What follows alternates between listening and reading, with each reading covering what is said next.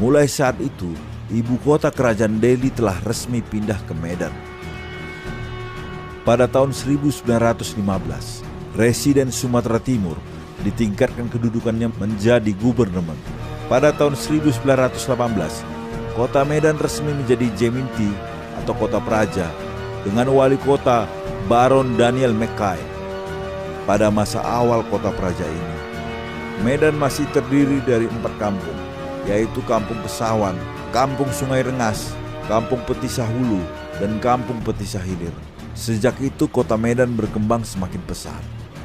Seorang Arab Surabaya bernama Said Abdullah Bilsagi, saudara ipar Sultan Delhi Mahmud Perkasa Alam, mengajak beberapa pedagang Belanda di Jawa untuk menanam tembakau di Delhi.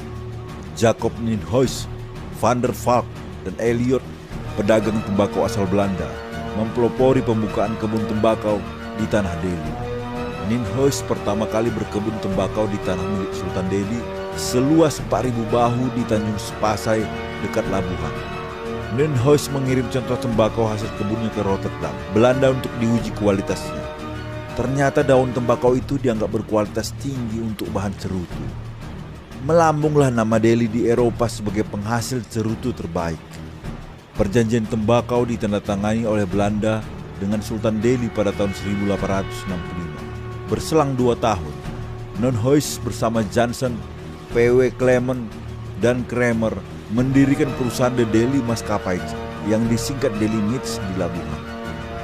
Sejak saat itu, dibukalah kebun-kebun tembakau baru di Martubung, Sunggal, Sungai Beras, dan Pelumpang. Kebun tembakau itu semakin luas.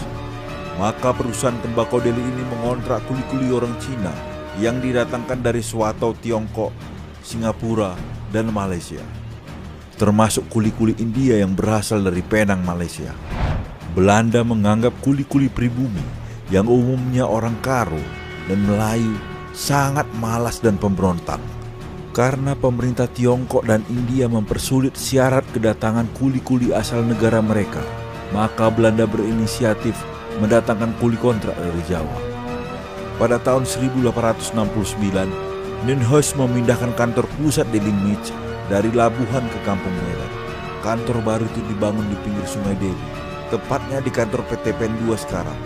Dengan pindahnya kantor itu, Medan dengan cepat menjadi pusat aktivitas pemerintah dan perdagangan, sekaligus menjadi daerah yang paling mendominasi perkembangan di Indonesia bagian barat.